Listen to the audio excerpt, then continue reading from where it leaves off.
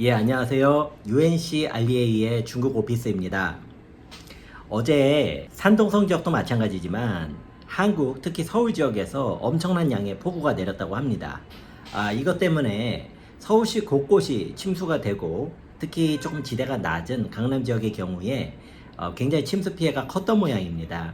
제 지인분들, 그 다음에 강남에 위치한 저희 오피스에서도 그 이야기를 계속 하더라고요. 이런 상황을 보면은요, 제가 굉장히 조금 재밌게 생각하는 부분이 하나 있는데요. 중국에 대해서 비가 많이 오면은 중국에 이제 침수가 되는 지역들이 있거든요. 제가 지금 위치한 칭다오도 그렇고요. 상하이나 베이징도 마찬가지입니다. 그럼 침수가 될 때마다 그곳에 계시는 한국 분들께서 봐라, 중국은 기술력이 안 돼가지고 이렇게 침수가 된다. 아직 도시가 발전을 덜 했다. 라고 말씀하시고는 하셨는데요. 이번에 서울의 사례에서도 보셨다시피 이 침수가 된다고 해서 반드시 그게 도시 경쟁력이 부족해서 라고 보기는 조금 어렵습니다. 제가 이제 부동산과 관련된 일을 하다 보니까요. 아무래도 도시 개발, 도시 발전 분야에 대해서 조금 더 관심이 가더라고요. 그런데 이 왜 멀쩡한 도시가 가끔씩 침수가 되는가라고 의문을 가졌던 차에 좀 전문가 분들을 만나서 들어봤더니요. 처음에 설계를 할 때 결정이 난다고 합니다. 처음 설계 날 때에 이 도시에는 평균적으로 비가 내리면 이 정도가 나니까 거기다가 조금 더 버퍼를 더해서 이 정도의 강우량까지는 견딜 수 있게 만들자라고 설계를 한다는 거예요. 그런데 이 날씨라는 게 항상 예상을 벗어날 때가 있지 않습니까? 자, 그런 일이 생기다 보면은 이 캐파가 터져가지고 결국 문제가 터지는 거고요. 이것은 중국 도시뿐만 아니고 미국의 뉴욕이나 로스앤젤레스, 그다음에 한국 서울, 일본의 동경도 다 마찬가지라고 합니다. 그렇기 때문에 앞으로 도시에 비가 와서 침수 피해가 생겼다고 해서 그 도시가 굉장히 문제가 있다, 경쟁력이 형편없다라고 100% 치환하시는 것은 조금 자제를 하셨으면 합니다. 네, 제가 최근에 날이 너무너무 더워서 힘들지만 마음이 너무 감사하고 너무나 기분이 좋은 일들이 있습니다. 그렇다고 제 사업이 굉장히 잘 되느냐, 그렇게 말씀드리기도 되게 어려운데요. 그럼에도 불구하고 제가 참 마음이 뿌듯한 것은요. 최근에 저희 UNC REA 그리고 중국에서는 EMJ 컨설팅이라는 업체와 함께하고 있죠. 저희에게 굉장히 감사를 표하는 고객분들이 많으셔서 제가 마음이 오히려 더 훈훈해집니다.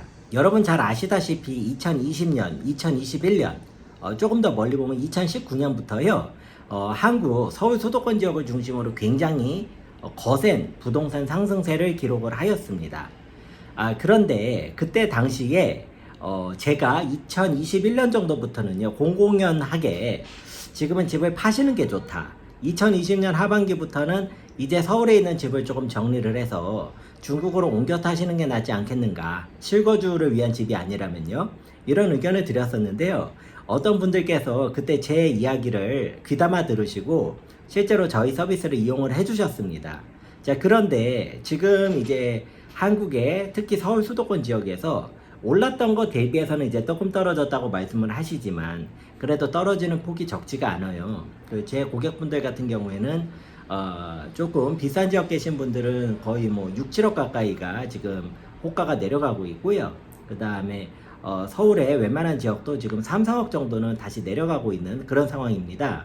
그러다 보니까 그때 내가 배대표 의견 듣고 중국에 투자 안 했으면 그 다원이 허공으로 날아갔을 뻔했다 라는 말씀을 하시는 분들이 계세요. 그래서 저도 너무너무 이런 피드백을 드릴 때는 참 감사하고요.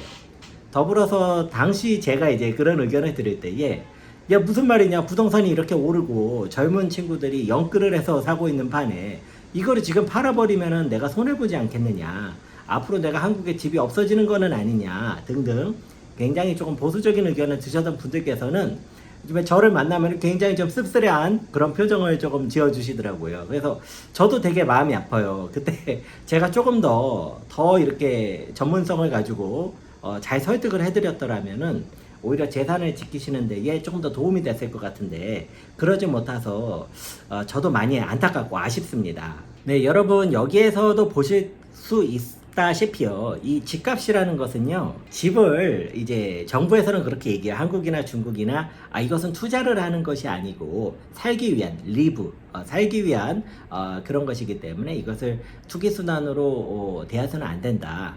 정부는요 그렇게 말을 할 수밖에 없습니다. 정부가 이것을 가지고 투기를 하라고 할 수는 없는 노릇이거든요. 정부는 그런 입장이 어쩔 수가 없는 입장이 있어요. 그런데 부동산이라는 것은요, 기본적으로는 거주를 위해서 만든 것이 맞습니다.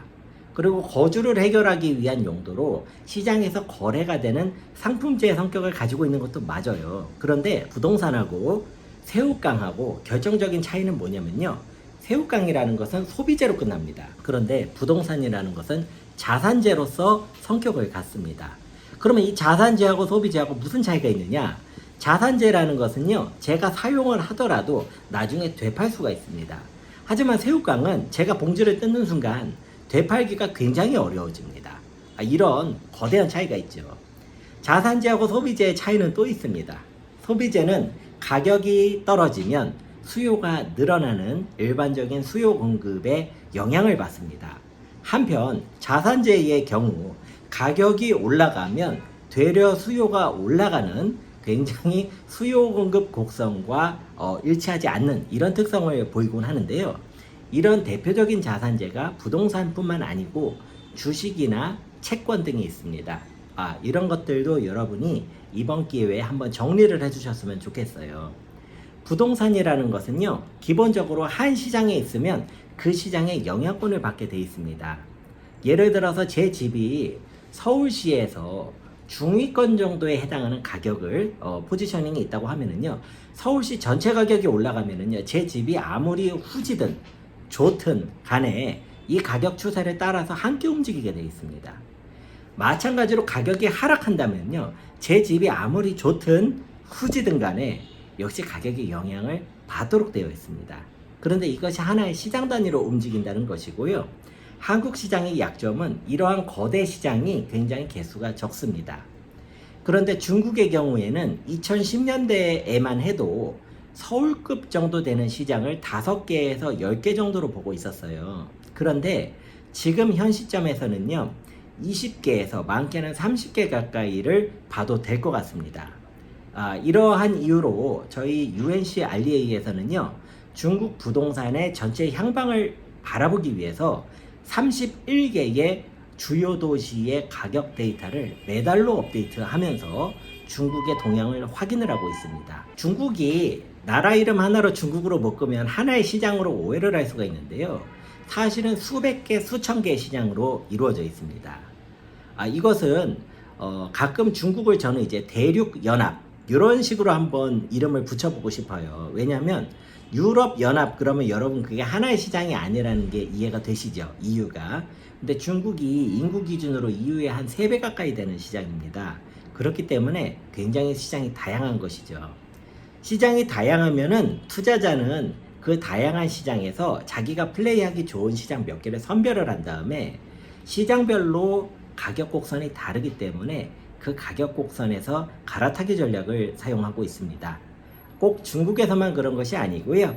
예전에 7, 80년대에 미국으로 이민을 가셔서 많이 부를 획득하신 그런 분들도 유사한 전략을 많이 사용하셨었습니다. 네, 마지막으로 최근에 날씨가 많이 덥지만 응원의 메시지, 격려의 메시지 보내주시는 고객분들께 진심으로 감사드립니다. 저희 UNC REA는요, 여러분들의 부동산 자산 관리, 그 다음에 자산 보호를 위해서 앞으로도 최선을 다해서 노력하겠습니다. 여러분 감사합니다.